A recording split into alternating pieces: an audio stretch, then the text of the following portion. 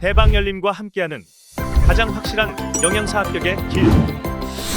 영양사 강의 진행 20여 년 이상, 수많은 합격생들이 추천하는 영양사 특강 열림 영양사 실전 모의고사 제1판 대표저자 5인, 가장 진화된 최신 영양사 수험서. 유사상호를 주의하세요. 대방열림. 예, 안녕하세요. 네, 지금부터 영양사 실전 모의고사 문제풀이 시작하도록 하겠습니다. 일단 1회차 먼저 보시고요. 1회차 이제 급식 위생 및 관계법규 41번부터 시작하도록 하겠습니다. 네, 41번. 저녁에 한 가정에서 이루어지는 대화를 가져온 것이다. 오늘 단체 급식을 이용하지 않은 사람은 이라고 했는데, 우리가 급식업이 우리나라에서는 크게 두 가지로 분류가 돼 있어요. 우리가 푸드 서비스 분야에서는. 그래서 한 가지는 이제 외식업이고 한 가지는 단체 급식이거든요. 근데 요 두 가지 특징을 여러분들이 잘 아셔야 되는 게, 저랑 같이 수업하는 부분이 단체 급식이지 집단 급식소에 대한 설명이고, 외식업은 여러분들이 쉽게 접할 수 있는 뭐 레스토랑이라든가 분식집이라든가 피자집이라든가 이런 것들이 다 외식업에 들어가신다고 보면 돼요. 그리고 단체 급식에 있어서는 반드시 두 가지가 들어가 있어야 되는데, 한 가지는 이제 특정인, 예를 들자면 A물산 직원식당이다. 그럼 A물산 직원들이 식사를 하는 특정인이 식사를 해야 되고, 또 하나는 이제 지속성이 있어야 돼요. 뭐냐면 어제도 식사를 하고 오늘도 식사를 하고 앞으로 계속 식사를 한다라는 거죠. 뭐 예를 들자면 조합병 분식집에 가면은 어제 식사하고 영영 이용 안 할 수도 있잖아요. 근데 단체 급식은 이제 지속성을 갖고 있어야 된다. 그래서 두 가지가 반드시 있어야 되는 것이 단체 급식입니다. 그래서 여기서 보시면은 할머니는 오랫동안 입원해 있다가 퇴원한다고 생각하니 병원 식사도 맛있더구나 했죠. 병원 식사는 단체 급식이 맞습니다. 그리고 두 번째는 아빠는 나는 우리은행 사원식당 메뉴가 설렁탕이라서 맛있게 식사를 했어요 라고 했는데, 그러면 우리은행의 사원식당, 이것도 단체 급식이 맞아요. 그리고 세 번째, 엄마는 우리 회사 직원식당 메뉴가 돈가스였는데 맛이 없다. 직원식당도 맞습니다. 단체 급식이. 그러면 자녀원, 나는 친구들이랑 학교 앞 분식집에서 라면을 먹었어요 라고 했는데, 분식집은 외식업이죠. 이건 단체 급식이 아니에요. 그래서 단체 급식을 이용하지 않은 사람은 4번이고요.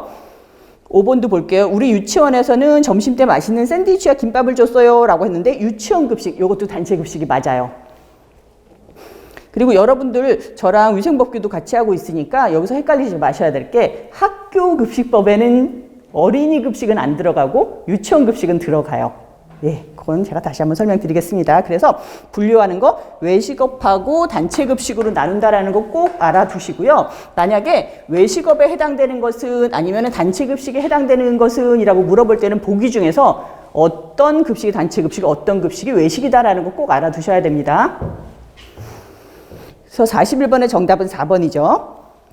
그래서 42번은 내부 환경 분석으로부터 자사의 강점과 약점을 도출하고 외부 환경 분석으로부터는 환경의 기회와 위험 요인을 파악함으로써 보다 유리한 전략을 계획 수립하기 위한 경영관리 기법은 이라고 했는데, 경영관리 기법은 특히나 요즘 와서 굉장히 많이 나오고 있기 때문에 여러분들이 경영관리 기법을 얘기했을 때 이게 어떤 거다라는 정의까지는 꼭 알아두셔야 되거든요. 그리고 보시면은 1번의 벤치마킹. 벤치마킹은 모방하는 거예요. 어떤 특정 분야에서 굉장히 뛰어난 회사가 있다 그럼 내가 거기 와서 훔쳐오는 거죠, 기술을. 그래서 예를 들자면은 저기 A 호텔이 있는데 어떤 A 호텔이 굉장히 서비스가 너무너무 뛰어나대. 그러면 내가 그 호텔 가서 배워오는 거예요. 과연 어떤 서비스가 저렇게 뛰어난가? 그리고 내가 영양사 입장이라고 본다면 옆에 있는 식당에서는 메뉴가 너무너무 다양하다고 사람들이 좋아해요. 그럼 나는 거기 가서 메뉴의 다양성을 배워오는 거죠. 그게 벤치마킹이고요. 두 번째 이제 스와트 분석이라고 그러는데, 요게 정답이거든요. 그래서 보시면 여기서 자사의 강점과 스트렝스죠. 예, 그 다음에 약점, 예, 위크니스. 그 다음에 오퍼추너티, 기회 요인. 그 다음에 위험 요인까지. 요 네 가지가 그래서 다 나온 거예요. 네, 강점, 약점, 기회 요인, 위험 요인. 그래서 스와트 분석이라고 불러요. 그래서 여러분 이런 거 잊지 마세요. 강점, 약점, 기회, 위험 요인 다 합쳐서 스와트 분석이라고 합니다. 그 다음에 세 번째 목표관리법은 관리자나 작업자로 하여금 목표를 스스로 관리하게 하는 거예요. 예를 들자면 상사가 그냥 시켰거든요. 너 이번에 목표를 이만큼 좀 높여봐라 라고 했는데 목표 관리법이라는 거는 너 도대체 목표를 어디까지 높일 수 있겠니? 그러면은 밑에서 내가 이 정도까지 높여볼게요 라고 하면은 그러면은 네가 목표를 높이도록 달성하도록 내가 도와주마. 요렇게 하는 것이 목표 관리법이고요. 브레인스토밍 같은 경우는 이제 아이디어 개발 훈련이에요. 그래서 어떤 집단 내에서 아이디어를 낼 수 있게 하는 거, 그것이 브레인스토밍이고, 아웃소싱이라는 거는 내가 핵심 능력이 없는 것 같은 경우는 외주를 주는 거예요. 우리가 위탁급식, 단체급식에서 위탁급식 시장 나오잖아요. 이게 아웃소싱의 대표적인 선례라고 볼 수 있어요. 그래서 42번의 정답 2번이고요. 43번에는 위탁업체 A는 전국에 300개의 식당을 위탁 관리하고 있으며 이를 효율적으로 관리하기 위해서 경기, 서울, 그 다음에 중부, 영남 지역으로 나누었는데 여기서 볼 수 있는 조직의 형태는 이라고 했는데 조직도 마찬가지로 우리가 무슨 조직 굉장히 많이 나오는데 각각에 대해서 여러분들이 장단점도 알아두시면 좋고요. 그 대신에 장단점보다도 이게 어떤 조직이다라는 거는 꼭 알아두셔야 돼요. 그래서 보시면은 사업부조 조직이 메뉴에 나오는데 이게 뭐냐면 우리가 분산적인 구조를 몇 개 배운 적이 있는데 그 중에서 가장 대표적인 조직이거든요. 그래서 그 중에서 우리가 시장에 따라서 또는 제품에 따라서 이걸 나누는 경우가 있어요. 무슨 말이냐면은 사업부지 조직을 어떻게 나눌 수가 있냐면 우리가 제품대로 나눌 수도 있어요. 제품. 무슨 말이냐면 제가 수업할 때 몇 번 알려드린 것처럼 내가 만약에 현대자동차야 그러면은 내가 소나타 팀이 있고 그랜저 팀이 있고 이런 식으로 제품별로 나눌 수도 있어요. 누구는 아반떼 팀이고 이런 식으로 제품별로 나눌 수도 있고 그리고 지역별로 나눌 수도 있어요.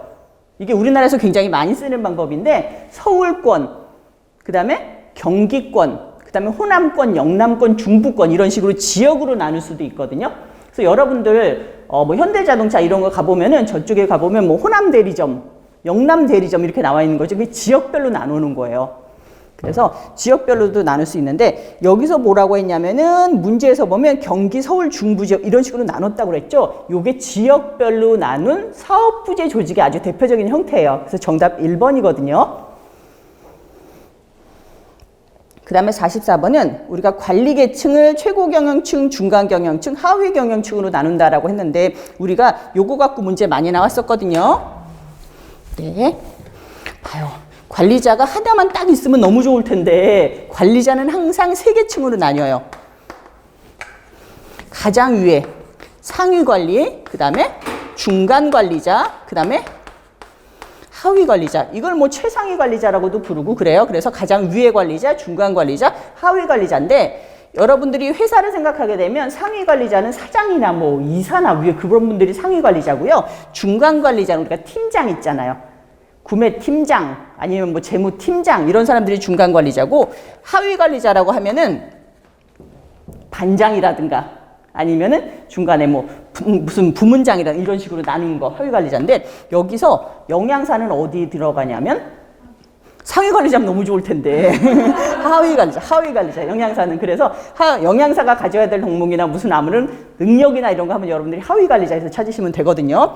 그래서 요 3가지로 나눠 놓고 보면 여기서 말하는 최고 경영층이 이제 상위 관리자예요. 그 다음에 중간 경영층이 중간 관리자고 그 다음에 하위 관리층이 실무 관리하는 사람들 이렇게 볼 수 있는데 여기서 의사결정이잖아요. 의사결정을 어떻게 생각하시면 되냐면 최고 경영층에서는 이제 전략적 의사결정을 하게 돼요.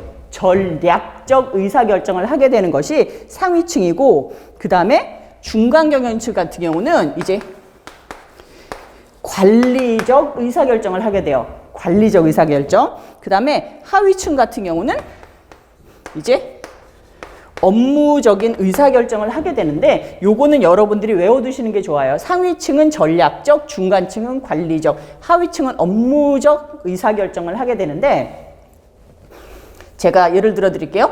상위층 같은 경우는 정말 전략적인 의사결정이라는 게 뭐냐면 우리 회사가 이번에 한 10억을 들여서 새로운 사업 분야를 개척할 것이냐 아니면 회사가 돈이 모자라니까 은행에서 한 100억 정도를 빌려올 것이냐 이런 것이 전략적인 의사결정이에요. 이런 건 가장 위에 사람이 하는 거죠. 영양사가 하는 게 아니잖아요. 그죠? 그런 아주 중대한 의사결정을 하는 것이 상위층이고, 중간에서 하는 관리적인 의사결정이라는 건 뭐냐면 내가 팀장이 하는 거예요. 우리 팀이 이번에 얼마나 달성을 하겠다라든지, 아니면 관리잖아요, 말 그대로. 그렇기 때문에 우리 구매 부서에서 어떤 일을 하겠다든지, 우리 뭐 메뉴 부서에서 무슨 일을 하겠다든지, 그게 관리적인 의사결정이고요. 업무적인 의사결정, 업무 진짜 우리 말 그대로 회사 다니면 업무 하잖아요. 이번에 보니까 내가 A4 용지를 너무 많이 썼어. 그래, 야, 너 A4 용지 너무 많이 쓴다. 그거 그냥 이면지로 활용해가지고 양쪽 다 써라. 그런 게 업무적인 의사결정 같은 거예요. 그러다 보니까는 상위, 중간, 하위라고 보시면 되고, 여기다가 여러분들이 하나만 더 알아두셔야 될 게, 우리가 카츠가 관리 업무 능력이라는 걸 얘기했었거든요. 직장인들은 3가지의 업무 능력을 갖고 있는데, 그 3가지가 개념적인 능력하고, 그 다음에 인간관리 능력하고, 그 다음에 실무. 요 3가지를 얘기했거든요. 그래서 요 3가지에 대한 거를 같이 알아두세요. 실무 또는 요거는 우리가 전문 기술이라고도 부르는데, 생각해 보세요. 가장 상위 계층이 뭘 많이 가져야 될까요? 개념을 많이 가져야 돼요. 상위 계층은 내가 실무를 할 필요는 없어요. 중간 계층은 다 똑같이 가져야 돼요. 하지만 하위 계층도 그렇다고 개념이 없으면 안 돼요. 그죠? 하위 계층도 개념적인 능력은 같지만 하위 계층에서 가장 많이 가져야 될 거는 전문 기술이고, 요건 적당히 가져도 된다. 그 다음에 상위 경영층은 개념적인 능력이 가장 많아야 된다. 요것도 같이 여러분들이 알아두시면 좋습니다. 그래서 44번에는 이렇게 쭉 줄 연결해 보니까 정답 4번이죠. 중간 경영층 관리적 의사결정이다라는 거 4번. 그 다음에 45번에는 다음은 한 학교의 점심식단이다. 소고기 알레르기가 있는 학생에게 소고기를 빼고 조리해서 제공해야 하는 메뉴는 무엇인가 라고 했는데, 요게 문제가 요런 형태가 이제 나오기 시작했거든요. 왜냐하면 우리가 알레르기 정보라고 그래가지고 19가지 이게 학교 급식에는 항상 의무적으로 명시가 되게 돼 있어요. 그러다 보니까는, 그리고 또 알레르기가 굉장히 많이 생겨났잖아요, 학생들이. 그러다 보니까 이런 문제가 딱 나왔을 때 먼저 보셔야 될 거는 소고기가 몇 번인가를 보셔야 돼요. 여기 오른쪽에서 알레르기 정보를 찾아보면 소고기는 몇 번이냐면은 16번이거든요. 그러면은 오늘의 식단에서 16번이 들어가 있는 거 찾으시면 돼요. 쭉 찾아보니까 차돌박이 된장찌개에 16번이 들어가 있어요. 그러면 여기서 소고기 빼고 조리해야 되는 메뉴가 뭐다? 차돌박이 된장찌개다. 정답 2번인 거죠. 그럼 만약에 문제를 조금 바꿔가지고 2번 우유에 대한 거, 우유 대신에 다른 메뉴를 제공해야 되는 게 뭐냐? 이거 너무 쉽다, 그죠? 우유는 바로 나오니까. 그러면은 여기 하나밖에 없는 거 찾아보려면은, 그러면 13번 한번 볼까요? 아황산유를 빼고 아니면 이거랑 대체 식품을 넣어야 되는 거는 13번이 들어가 있는 안동찜닭과 삼색묵무침 2가지가 다 포함되는 거죠. 이런 식으로 여러분들이, 이거는 이런 문제가 나왔을 때는 문제를 주는 거예요. 거저로 갖는 문제니까. 만약에 문제가 너무 어렵게 나온다면 이 왼쪽에 오늘의 식단에 번호를 안 써놓겠죠. 그러면 여러분들이 여기서 보고, 아, 여기는 뭐가 들어가겠다라는 메뉴까지 짐작을 하게 되는 건데, 이거는 아예 번호가 나와 있으니까 여러분들이 번호를 먼저 선택한 다음에 그거 들어가 있는 메뉴를 빼시면 돼요. 정답 2번이죠.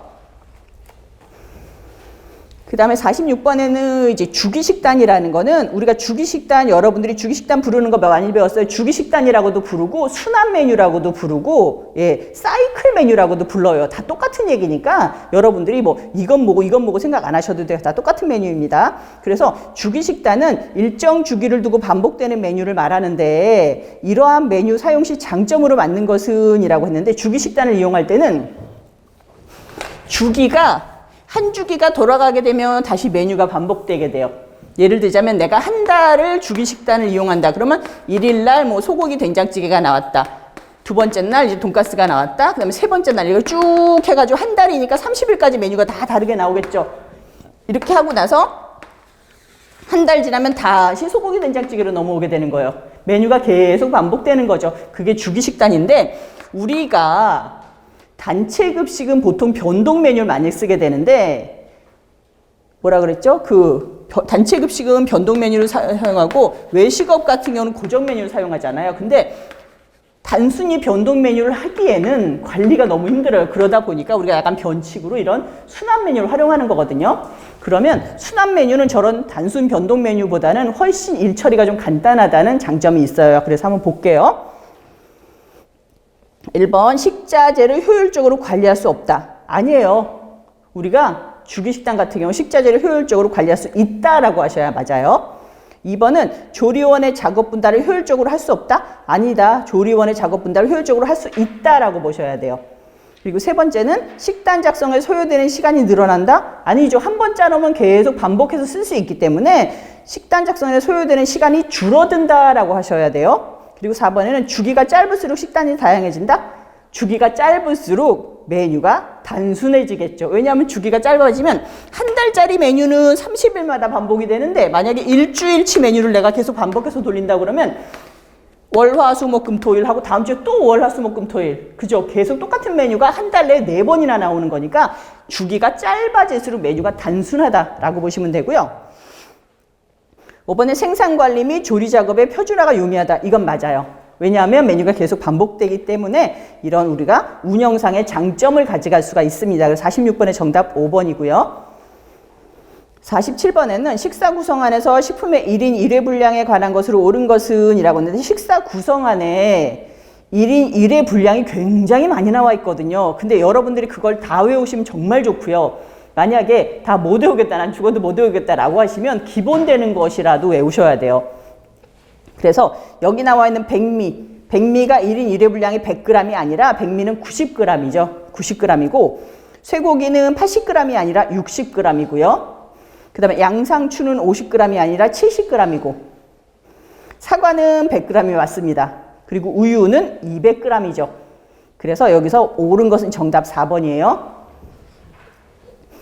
여기서 여러분들 좀 쉽게 아시려면은 뭐 소고기나 닭고기나 돼지고기 이런 고기들은 똑같아요. 그람수가. 소고기는 더 많이 먹고 이거 아니에요. 그람수가 거의 똑같고 그 다음에 양상추나 시금치나 야채류는 다 70g이에요. 예. 그리고 사과나 이런 과일류는 거의 100g이고요. 그리고 우유는 우리가 한 봉지 사면 200g이잖아요. 그거 뜯어서 주지 않아요. 그냥 한 봉지 쉬워요. 우유가 사실 제일 쉬워요. 200g이라고 보시면 되고요. 그래서 47번엔 4번. 요런 문제가 좀 많이 나와요. 이게 실제로 문제는 굉장히 쉬운데 모르면 정말 못 푸는 단답형 문제들도 나오기 시작했으니까 요거 알아두시고 48번에는 식단 작성 시 사회적인 측면에서 고려할 점은 이라고 했는데 식단을 작성할 때 여러분들이 영양사니까 식단 작성한다고 한번 생각해 보세요. 내가 작성할 때 뭐 내가 좋아하는 메뉴만 넣어요? 그렇진 않죠. 그래서 세 가지 측면에서 고려를 해야 돼요. 무슨 말이냐면 하나는 피급식자 측면에서 고려를 해야 돼요. 피급식자 측면이라는 건 뭐냐면 실제로 식사하는 사람들 저 사람이 과연 무슨 메뉴를 좋아할까? 어떤 정도의 온도를 좋아할까? 국을 좋아할까? 찌개를 좋아할까? 이거는 피급식자 측면에서 우리가 고려를 해야 되는 거고 두 번째는 이제 급식 관리 측면에서 관리를 해줘야 돼요. 뭐냐면 내가 음식을 만들어야 되는 구성이야. 그러면은 과연 찌개 끓일 만한 국솥이 있느냐? 튀김을 할 만한 튀김기가 있느냐 아니면 내가 오늘 초밥이 나가기로 했어. 근데 일식을 만들 수 있는 조리원이 있느냐 이게 급식관리 측면에서 보는 거고요. 세 번째가 이제 사회적인 측면.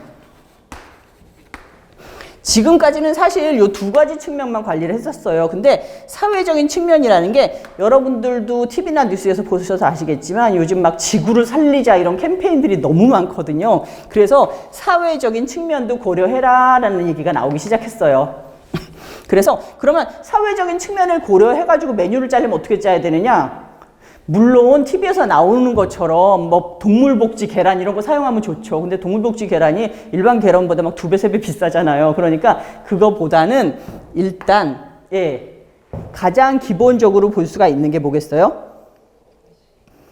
맞아요. 음식물 쓰레기가 조금 적게 나오는 메뉴를 짜는 게 좋아요. 그리고 우리가 저탄소 메뉴라는 말 많이 쓰잖아요. 탄소가 좀 적게 배출되는 메뉴를 짜는 것도 좋고요. 요즘에 와가지고 어떤 걸 많이 하냐면 일품 요리, 그릇을 너무 많이 써가지고 설거지 하는데 이렇게 지구 환경 해치는 세제를 많이 쓰지 말고 그릇을 좀 적게 쓰자라는 얘기도 나오고 있어요. 그리고 또 하나는 내가 사는 지역의 농산물을 많이 활용하자는 거. 저기 멀리에서 가져오면 이제 운송비도 많이 들고 하다 보니까는 예, 지역의 농산물을 많이 활용하고 그다음에 제철 농산물을 많이 활용하자. 이런 것들이 다 사회적인 고려에 들어가게 되는 거예요. 그래서 여기서 보시면은 1번 조리 종사자의 조리 숙련도하고 주방 설비 및 기기를 고려해야 되는 거는 급식 관리 측면에서 보는 거예요, 우리가. 그리고 메뉴의 색 조화라든가 네 번째 식습관 및 기여도를 고려해야 되는 거는 피급식자, 예, 먹는 사람 측면에서 고려를 한 거고 마지막으로 음식물 쓰레기가 사회적인 측면에서 고려할 점이에요. 정답 5번이죠. 49번에 한국인 영양섭취 기준, 이게 2020년 거를 쓰고 있죠, 저희가. 이게 5년마다 한 번씩 바뀐다고 그랬어요. 그래서 2020년에 의하면 식사 계획 시 성인의 영양 목표 설정으로 옳은 것은 이라고 했는데 이게 여러분들도 요즘 사회적으로 영양 같은 거 굉장히 막 중요해졌다는 거 아시겠죠? 중요해졌기 때문에 사실 이렇게 나오는데 막 저희 때는 이게 영양 섭취량이 잘 안 바뀌었어요. 몇 년이 지나도 잘 안 바뀌어가지고 똑같이 뭐 2,500칼로리, 2,600칼로리 외웠었는데 요즘에 와가지고는 막 하루가 멀다 않고 계속 바뀌거든요. 왜냐하면 사람들이 너무 빨리 성장을 하고 있고 그다음에 영양 소요량도 굉장히 사람들이 연구를 많이 하기 때문에 그래서 여러분들은 또 시험 보기가 힘들어졌죠. 자주 바뀌니까. 그렇죠. 그래서 보시면 1번 탄수화물은 55에서 75%가 아니라 55에서 65%로 줄었어요. 예전에는 밥을 많이 먹었는데 요즘 와서 밥 잘 안 먹잖아요. 그쵸? 55에서 65%로 줄었고요. 단백질은 15%에서 20%가 아니라 7에서 20%고 총지방은 15에서 25%가 아니라 15에서 30%. 그 다음에 포화지방산은 10% 미만이 아니라 7% 미만으로 줄었고요. 그 다음에 트랜스지방산은 1% 미만이 맞습니다. 예, 49번의 정답은 5번이고요. 그 다음에 뭐 콜레스테롤 같은 경우는 1에 300mg 이하라든가 뭐 이런 식으로 주어지는 것도 있습니다. 그래서 49번의 정답 5번이고요. 50번에는 단체급식소의 식품 구매 시 일반 경쟁 입찰의 절차는 이라고 했는데 단체급식소 같은 경우는 내가 뭐 소고기 뭐 1kg 사고 이러는 게 아니기 때문에 굉장히 사용량이 많거든요. 그러다 보니까 이거를 구매할 때 경쟁 입찰을 붙여서 예, 경쟁력 있는 업체를 구하게 되는데 그때는 어떤 식으로 구하게 되냐면 여러분들이 영양사 드시잖아요. 그러면은 업체를 선정을 해야 되는데 내가 아는 업체다 이렇게 선정하시는 게 아니라 공정한 절차를 거쳐서 업체를 선정하셔야 돼요. 그게 맨 처음에 공고를 내요. 이거 여러분들 다시 안 봐도 될 정도로 그냥 저랑 다시 한번 외울게요. 자, 공고를 냅니다. 신문 같은 데다가 우리가 이번에 쌀을 갖다가 뭐 200톤을 구매할 거예요. 과연 어떻게 나한테 구매할 수 있어요? 라고 입찰을 내는 거. 이게 공고를 내는 거거든요. 공고를 내고 나면 여기에 해당하는 사람들이 와가지고 뭘 하게 되냐면 입찰에 응하게 돼요. 내가 입찰 공고를 냈죠. 그럼 입찰에 응하는 거예요. 응한다였죠. 그러면 이걸 우리가 응찰이라고 불러요. 입찰에 대답을 하는 거예요.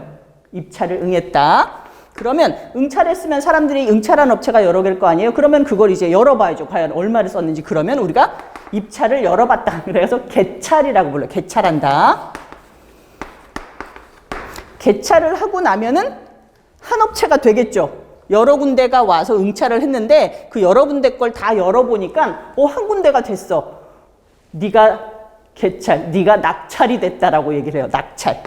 한 군데가 낙찰을 받았다라고 하게 되는 거죠. 그럼 그 업체랑 계약을 하게 돼요.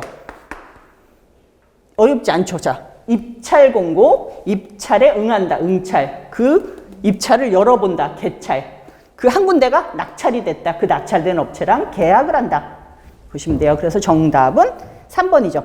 공고, 응찰, 개찰, 낙찰, 계약 체결. 정답 3번.